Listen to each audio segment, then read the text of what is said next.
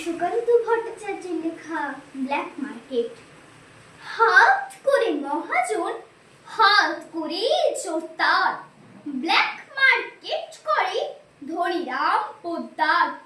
গরিব চাষিকে মেরে হাত খানা পাকালো, বাড়িগঞ্জেতে বাড়ি খান ছয় হাঁকালো। কেউ নেই ত্রিভুবনে, নেই কিছু অভাব, তবুও ছাড়লো না তার লোক মারা স্বভাব। একা থাকে তাই করি চাকুরটা রক্ষী, ত্রিসীমানা মারাই না তাই কাক পক্ষী। বিশ্বে কাউকে রাম কাছে পেতে চায় না, ওই বাজার করে সেই করে রান্না। এমনি করে বেশ কেটে যাচ্ছিল কাল, হঠাৎ হিসেবে রাম দেখলেন গোলমাল।